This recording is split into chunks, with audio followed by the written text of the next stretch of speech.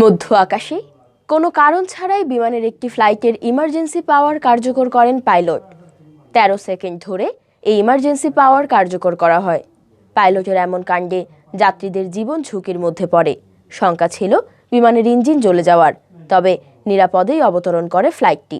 মূলত বড় ধরনের দুর্ঘটনা এড়াতে শেষ পন্থা হিসেবে ব্যবহার হয় ইমার্জেন্সি পাওয়ারের।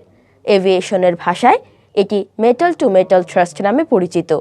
ঘটনাটি গেল ১ ফেব্রুয়ারির ঢাকা থেকে সিলেটগামী BG601 ফ্লাইটের।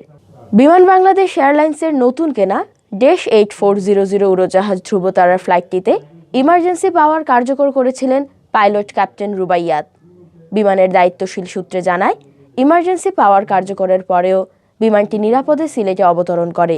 ঝুঁকি নিয়েই ফিরতি ফ্লাইটে সিলেট থেকে এক শিশুসহ ৪৯ যাত্রী নিয়ে ঢাকায় ফিরে এয়ারক্রাফটটি।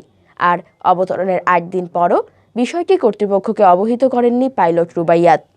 এভিয়েশন বিশেষজ্ঞরা জানান, যদি আকাশে কোনো ফ্লাইট জরুরি অবস্থায় পড়ে কিংবা একটি ইঞ্জিন ফেল করে কিংবা এয়ারক্রাফটের সামনে হঠাৎ পাহাড় চলে আসে, তখনই জরুরি ভিত্তিতে পাইলট ইমার্জেন্সি পাওয়ার কার্যকর করেন।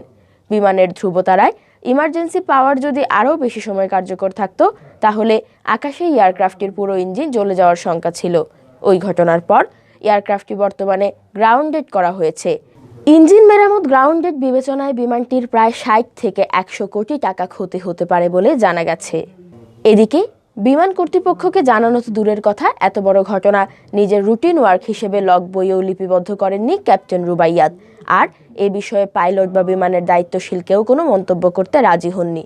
বিমান দুর্ঘটনা বিশেষজ্ঞ অবসরপ্রাপ্ত ক্যাপ্টেন সালাহ উদ্দিন এম রহমতুল্লাহ বলেন, অবতরণের পর নিয়ম অনুযায়ী বৈমানিককে অবশ্যই ঘটনাটি সংশ্লিষ্ট কর্তৃপক্ষকে জানানোর বাধ্যবাধকতা রয়েছে।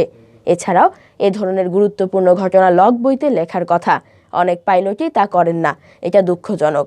এটা একটা বদ অভ্যাস, ডিপার্টমেন্টাল ম্যানেজমেন্ট ফেইলিয়ার।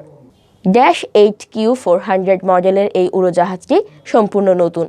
গত বছরের ২৫ ফেব্রুয়ারি এটি ঢাকায় আনা হয় কানাডার ডি হ্যাভিল্যান্ড অ্যারোস্পেস থেকে। কানাডা ও বাংলাদেশ সরকারের G2G চুক্তিতে উড়োজাহাজটি ক্রয় করা হয়। ৭৪ আসনের উড়োজাহাজটির নাম ধ্রুবতারা রাখেন প্রধানমন্ত্রী শেখ হাসিনা।